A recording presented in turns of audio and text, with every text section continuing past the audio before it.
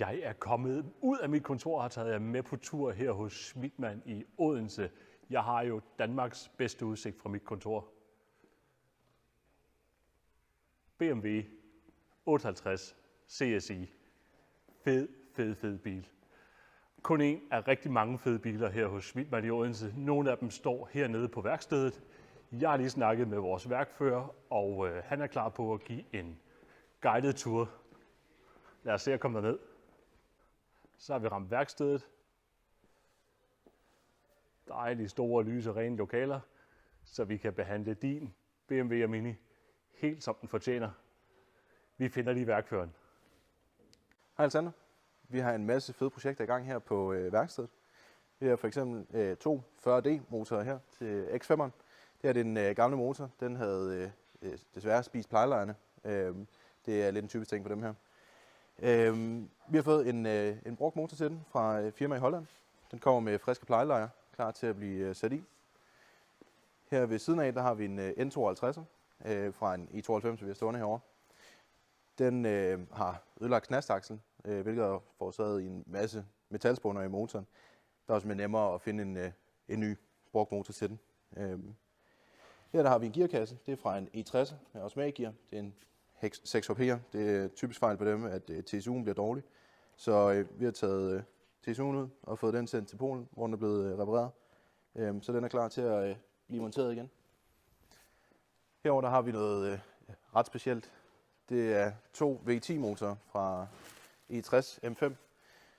Det er en motor, vi tog ud af en E60'er, vi har stående herovre bagved. Den kom ind til en gennemgang til syn og et service, og var desværre fyldt med metalspåner.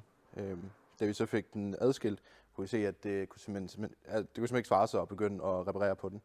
Så vi har fundet en brugt motor med meget få kilometer, lige omkring 51.000 kilometer, som der skal i bilen.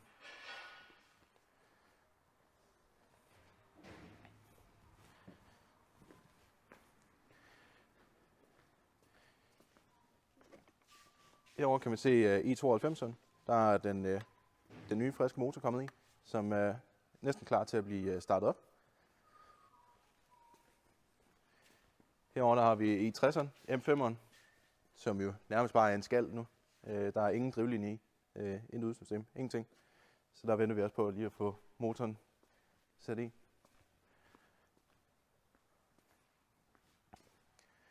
Her på sporliften der er jeg i gang med at spore en F10'er M5'er, som vi har skiftet plejeleje på.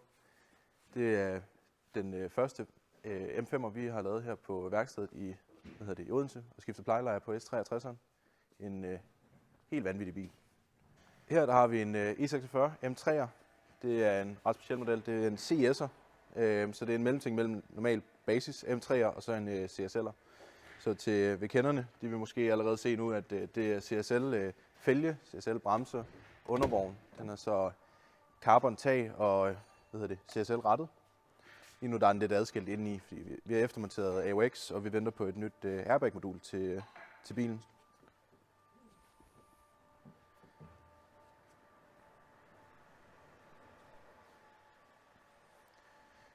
Bilen her den har fået eftermonteret et kæmpe carbon-plenum her. Det ser vanvittigt fedt ud og lyder endnu bedre.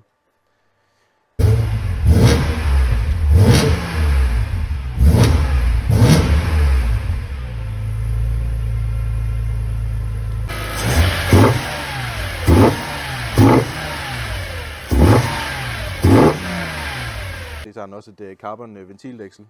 Det fører os lidt over til næste bil, vi har stående herovre.